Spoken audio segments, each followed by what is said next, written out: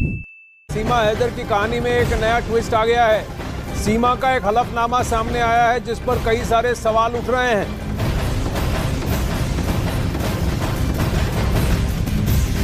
सीमा हैदर का एक हलफनामा सामने आया है जिस पर कई सारे सवाल उठ रहे हैं। इस वक्त सीमा और सचिन हमारे साथ लाइव जुड़ रहे हैं। सीमा, ये हलफनामा क्या है? इस पर बहुत सारे सवाल उठ रहे हैं और आप पर आरोप भी लग रहे हैं कि आप यहाँ जासूसी करने आई हैं भारत में, और फिर ये हलफनामा है। ये हलफनामा कब का है और क्या है इस पर?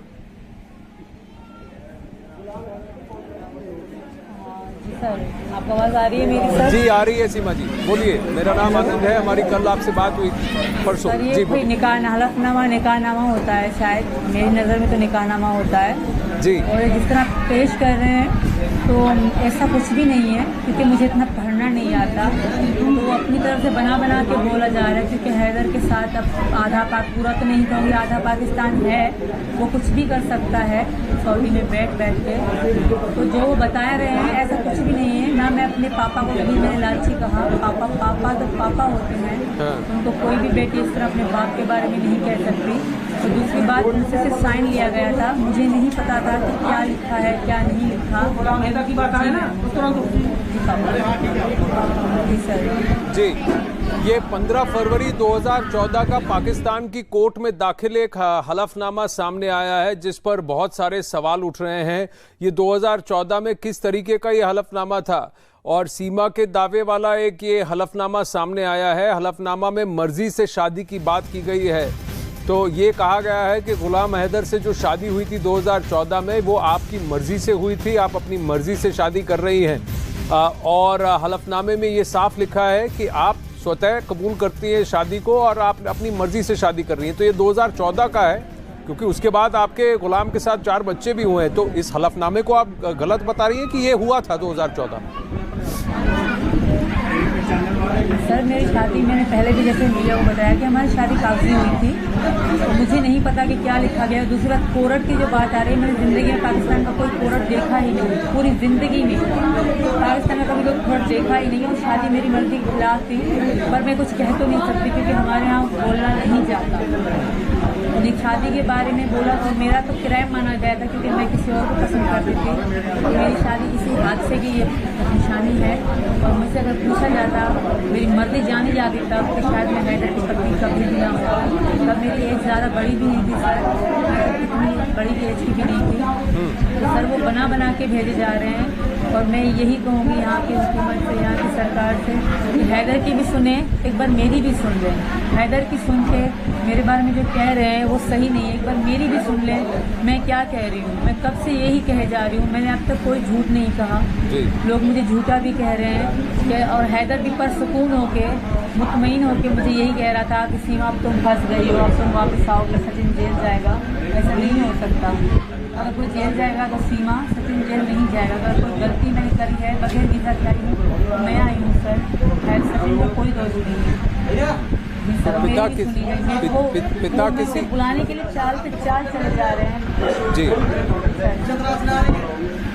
तो ये जो देखिए 2014 का ये हलफनामा है, उसका क्या आज की तारीख में 2023 में कोई मायने हैं? सचिन, एक बात बताइए, क्योंकि उसमें कई सारी बातें लिखी हैं। सीमा एक बात कह रही हैं कि शादी उनके मन से नहीं हुई, जबरन हुई, उस वक्त वो कुछ कहना नहीं चाहती थी। सचिन, अगर आपको मेरी आवाज़ आ रही है तो 2023 में क्या 2014 के इस हलफनामे का कोई औचित्य है? आप क्या कहेंगे? हल्ला इतना हो रहा है कि समझ में आ ही नहीं रही आपकी आवाज़। अब आवाज़ आ रही है? हो रहा है। अच्छा सीमा, अगर आपको मेरी आवाज़ आ रही है, आप ज़रा सचिन को बताएंगे।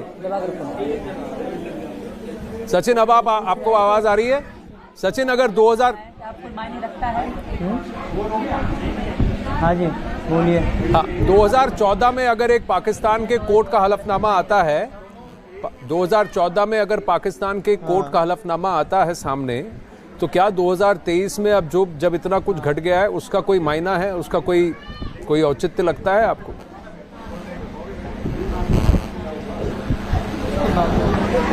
समझ में आ रही है। अच्छा सीमा, आप ही बताइए।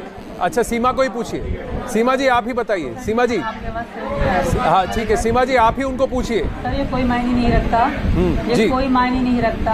इस तरह मैंने पहले भी मीडिया में पढ़ा, जिस तरह 3 तलाक पाकिस्तान में चलता है, तो हैदर नहीं मान रहा इस बात को, तो मैं उनसे ऑनलाइन वगैरह करा चाहूँगी, पर मैं हैदर के साथ रहना बिल्कुल नहीं चाहती, और हैदर भी मुझे रखेंगे नहीं। ये सिर्फ ढोंग कर रहे हैं मुझे वापस पाने के लिए, मैं वापस नहीं जाना चाहती सर।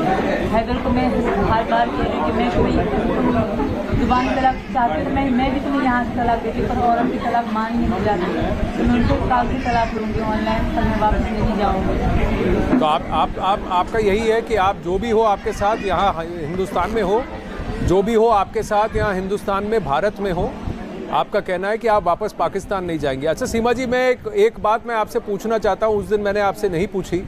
बहुत सारे आरोप लग रहे हैं कि आप बतौर जासूस बनकर भारत में आई, आपके इरादे भारत में आने के कुछ और हैं, आप इनको क्या कहेंगी? ऐसे आरोपों को क्या कहेंगी?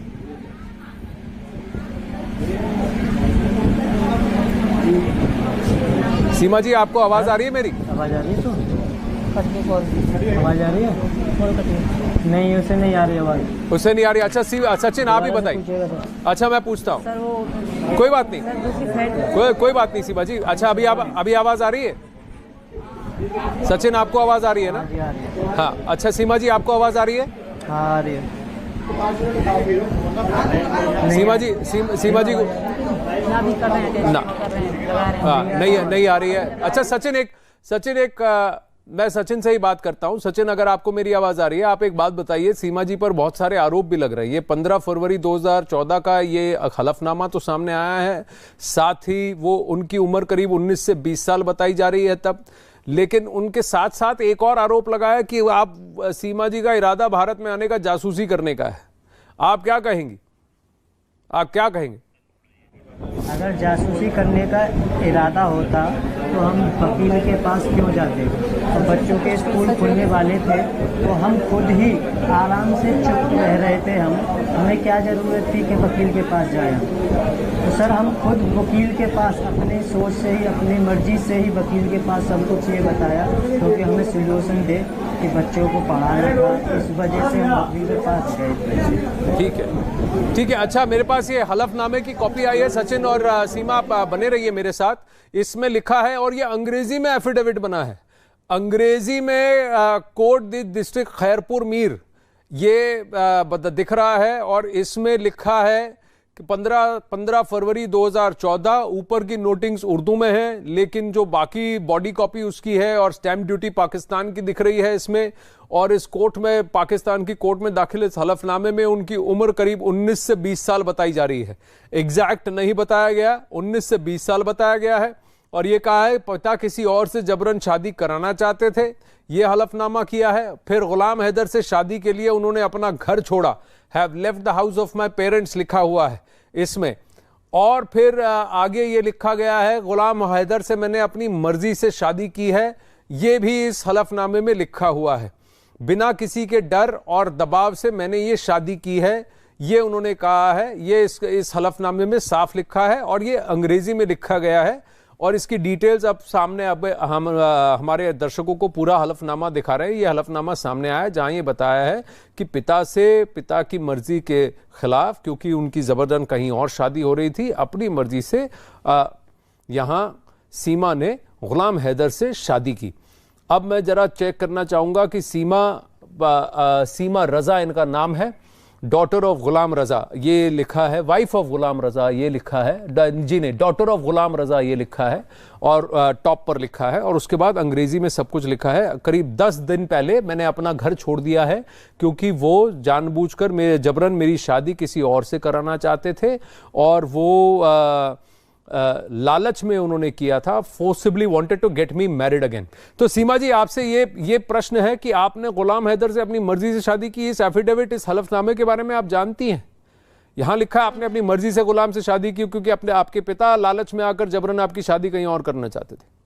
सर मेरे पापा को लालची ना कहा जाए, मेरे पापा बहुत अच्छे थे, गरीब जरूर थे, वो ऐसे नहीं थे, वो बहुत अच्छे थे। हाँ ये हकीकत है कि वहाँ लड़की का रिश्ता लेते हैं तो पैसे देने पड़ते हैं लड़के वालों को, ये हकीकत है। बाकी इसका कोई लालची फालची की कोई बात नहीं है ना, मैं पसंद जरूर किसी को करती थी, तो मेरी शादी इनके साथ करेगी। ना मैंने ये अंग्रेजी में कुछ लिखा है, ना मुझे इतना अंग्रेजी लिखना आती है। ये जो भी है उन्होंने अपनी तरफ बनाई गई है। मुझसे साइन वाकई लिए गए थे, क्योंकि निकाहनामे पे हमेशा साइन लिए जाते हैं। मैं उर्दू में कर लेती हूँ क्योंकि अंग्रेजी मुझे लिखना नहीं आती।